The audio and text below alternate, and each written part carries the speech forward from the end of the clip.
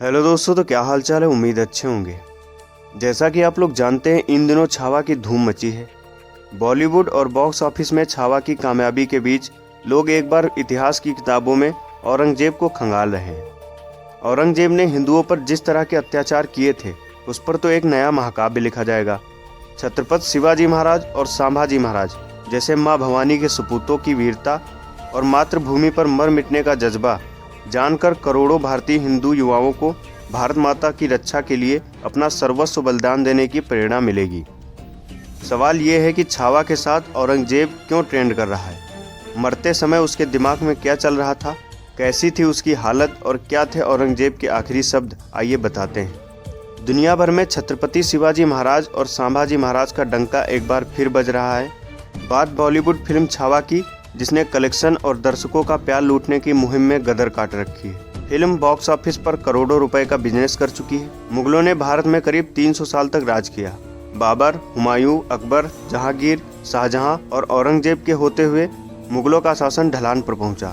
छावा एक biopic film है जिसकी कहानी छत्रपति शिवाजी महाराज के बेटे संभाजी महाराज और मराठा समाज के लिए उनके बलिदान पर आधारित है। छावा में विक्की कौशल ने छत्रपति संभाजी का किरदार निभाया है। वहीं रश्मिका मंदाना, येसुबाई भोसले का और अक्षय खन्ना ने औरंगजेब का किरदार प्ले किया है। इनके अलावा इसमें आशुतोष राणा, दिव्या दत्ता, विनीत कुमार सिंह जैसे बेहतरीन कलाकारों ने बड़ा जबरदस्त काम किया है। फिल्म डायरेक्टर लक्ष्मण उटेकर ने अपना पूरा टैलेंट उड़ेल दिया, तो प्रोड्यूसर दिनेश बिजान ने भी छावा को बनाने में बहुत कुछ दांव पर लगा दिया था।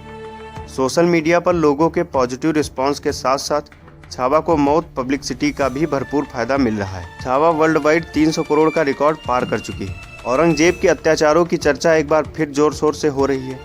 ऐसे में आइए आपको बताते हैं कि अत्याचारी औरंगजेब जब मरा था तो उसके आखिरी शब्द क्या थे।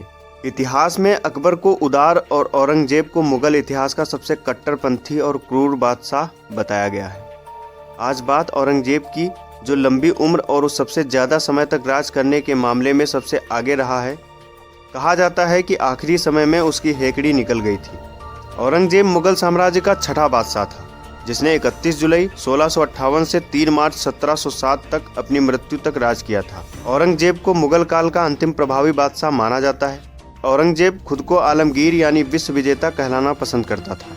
औरंगजेब ने सत्ता हासिल करने के लिए पिता शाहजहां को कैद किया, भाई दारा शिकोह की हत्या कराई, हिंदुस्तान में उत्तर भारत के बाद दक्कन का रुख किया और वहां जीते गए हिस्से में शरिया और इस्लामी कानून को लागू किया।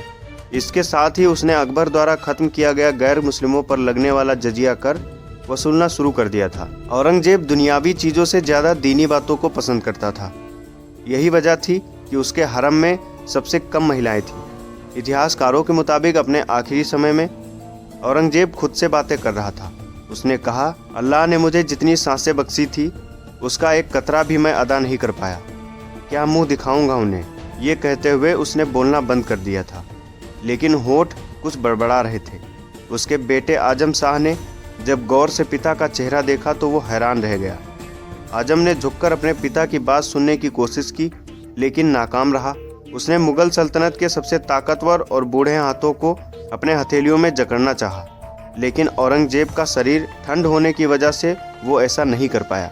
कुछ रिपोर्ट्स के मुताबिक औरंगजेब ने उसी दौरान अपने छोटे बेटे कामबख्श को बुलाकर अपनी चिंता जताई। उसने कहा, मेरे मरने के बाद मेरे लोगों से बुरा सलूक होगा। जो मैंने लोगों के साथ किया वही मेरे अपनों के साथ होगा। उसने अपने दूसरे और सबसे चहेते बेटे आजम शाह से कहा, बादशाह के तौर पर मैं नाकाम रहा, मेरा कीमती जीवन किसी काम नहीं आया।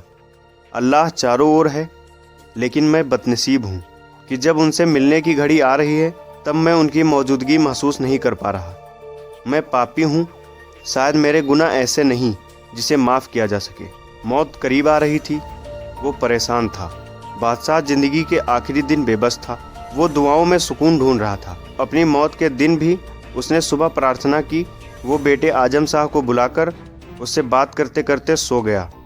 कुछ समय बाद उसकी नींद टूटी, लेकिन आंखें सही से खुल नहीं पा रही थी। मरणासन्न बादशाह औरंगजेब के आसपास लोगों की भीड़ थी। उसका आखिरी वक्त आ गया था। एक आखिरी प्रार्थना हुई, उसकी आंखें बंद हो गईं और प्राण निकल गए। औरंगजेब ने गद्दी हासिल करने के लिए अपनों का खून बहाया। 50 साल तक राज करने के दौरान वो ताउम्र लड़ता रहा। उसके गुनाह आखिरी वक्त में परछाई बनकर उसके सामने आ गए थे। बीजापुर फतह करने की सनक ने उसे 88 साल की उम्र में ऐसी जगह पहुंचा दिया था जहां से उसने दिल्ली के लाल किले को दोबारा वापस देखने की उम्मीद छोड़ दी थी। यही वजह थी कि उसकी आखिरी इच्छा के मुताबिक जहां मैं मरूं वहीं कहीं जगह देखकर दफना देना। उसे आज के महाराष्ट्र के औरंगाबाद में सुपुर्दे खाक कर दिया गया। दोस्तों, ये जानकारी आपको कैसी लगी? अगर अच्छी लगी तो वीडियो को लाइक करें। ऐसी रोचक जानकारियों के लिए मेरे चैनल को सब्सक्राइब कीजिए। दोस्तों तक शेयर जरूर कीजिए। धन्यवाद।